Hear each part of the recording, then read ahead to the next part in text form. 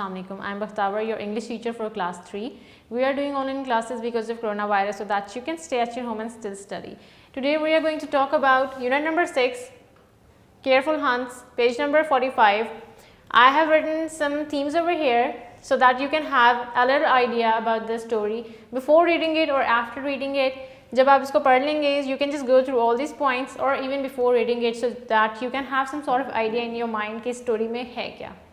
So we are going to get started with the reading part, then we will go through all these points. Page number 45, unit number 6, Careful Hunts. First of all, we have got some words to know. The first word is cottage, a small house in the country. Dragged, carried something by pulling it along the ground slowly. Drag का मतलब होता है किसी को खींचना, pull करना, घसीटना. Germany, a country in Europe. Hay, grass or other plants that are cut, dried and then fed to animals. Hay कहते हैं बेसिकली सूखी घास को या सूखी फसलें या झाड़ियाँ या पौधे जो कि जानवरों को खिलाए जाते हैं. Nibble, to eat something in a very small bites. Nibble का मतलब होता है कि छोटी छोटी bites लेके कोई चीज़ खाना. Spend, to pass time. Stuffed, packed, made something full of packing. Wrapped, to put paper or cloth around something. Now we are going to read it. Once there was a little boy called Hans. He lived with his mother near a great forest in Germany. His grandmother lived not far away in a small cottage. अब क्या होता है कि जी एक दफ़ा एक लड़का था जिसका नाम था हैंस. वो अपनी माँ के साथ रहता था जर्मनी के एक फॉरेस्ट. किसको कहते हैं? फॉरेस्ट कहते हैं जंगल को. जर्मनी के एक जंगल के करीब रहता था. और जो उसकी ग्रैंड मदर थी वो कहाँ उनका कॉटेज था. कहाँ पे था उनका कॉटेज?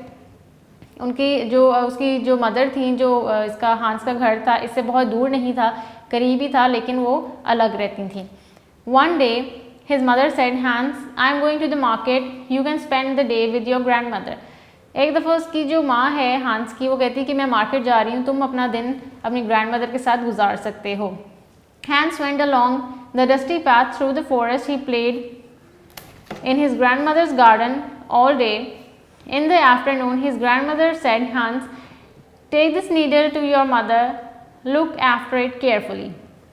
अब क्या होता है, हंस अपनी ग्रैंड मदर के पास चला जाता है रहने के लिए और वो पूरा दिन वहाँ खेलता है, अपना टाइम स्पेंड करता है. उसके बाद आफ्टरनून में उसकी ग्रैंड मदर कहती है, हंस ये एक नीडल है. नीडल कहते हैं सुई को. वो कितनी बारीक होती है, बड़ी छोटी, it's very tiny in size. वो कहती हैं कि ये लो, ये अपनी माँ को दे देना और बहुत ध्यान से इसको लेके जाना. On the way home a hay cart passed Hans.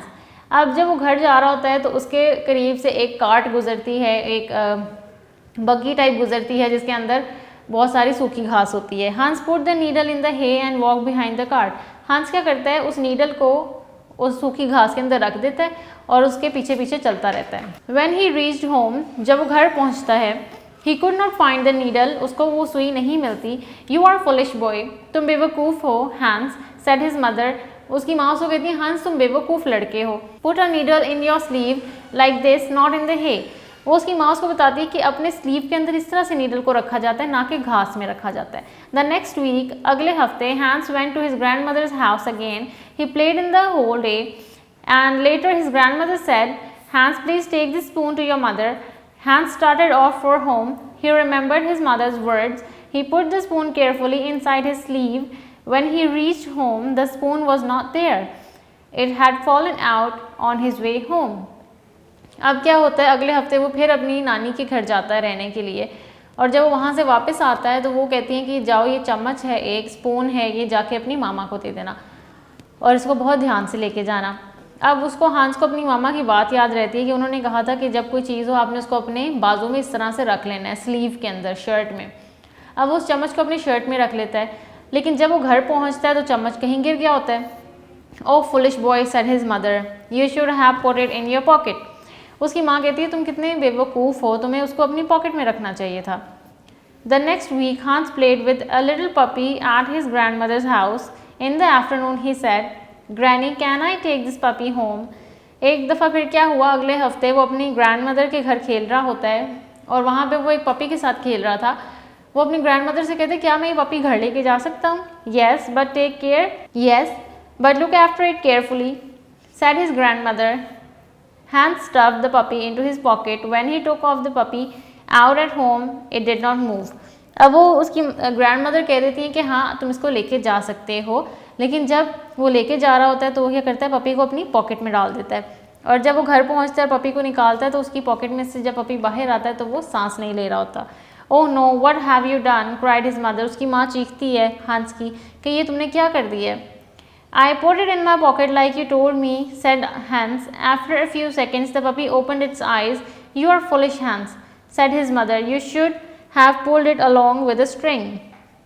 अब वो उसकी माँ उसको कहती है कि तुम बेवकूफ़ हो, इसको स्ट्रिंग एक रस्सी के साथ खींचना चाहिए था। स्ट्रिंग मीन्स रस्सी, एक रस्सी के साथ खींचना चाहिए था, ना कि तुम उसको पॉकेट में डाल लेते।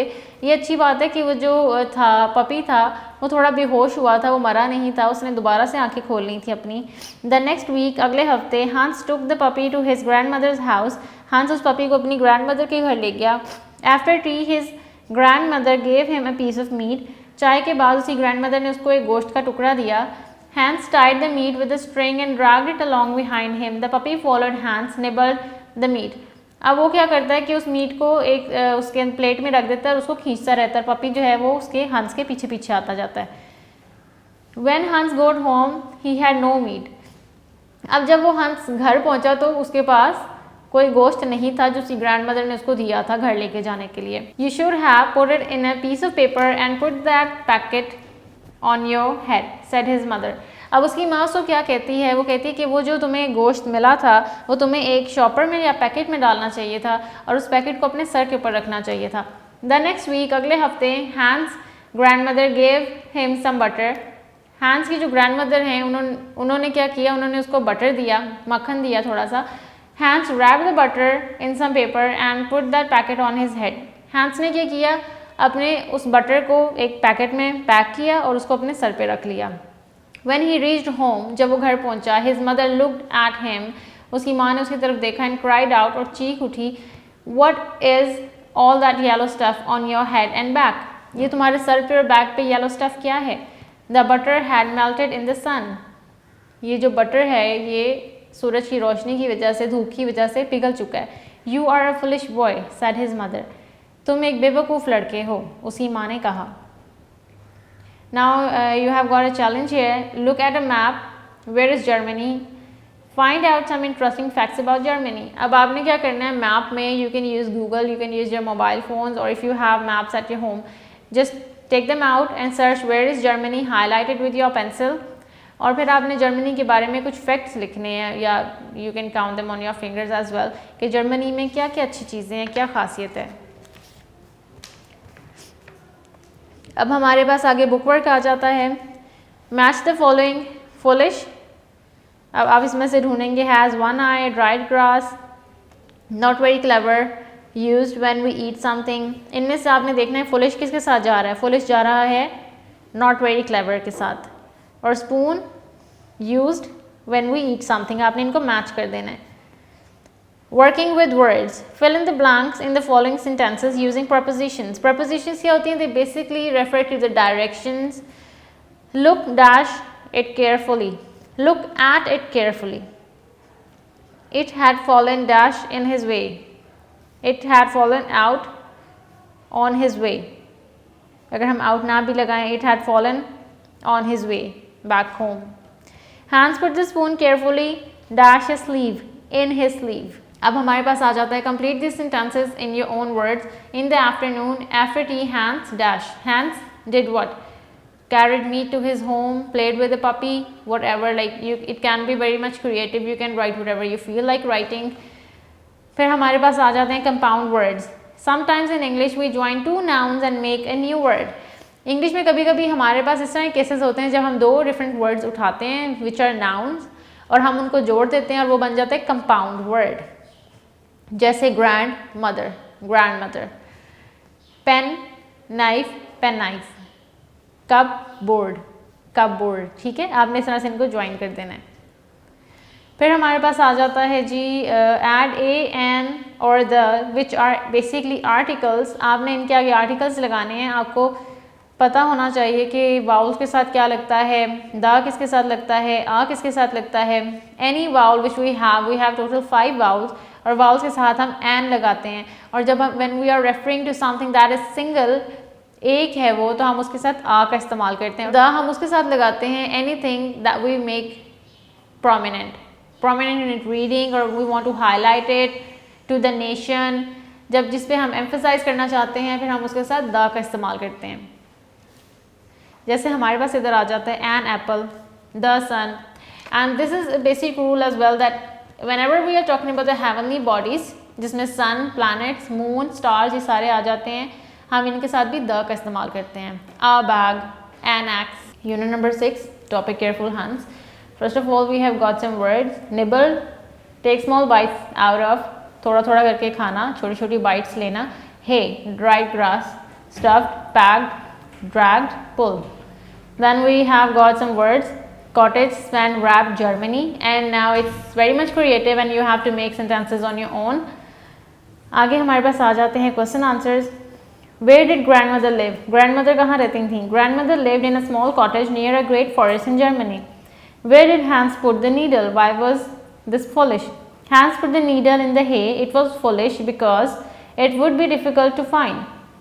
Where did Hans put the spoon? Why was this a bad idea?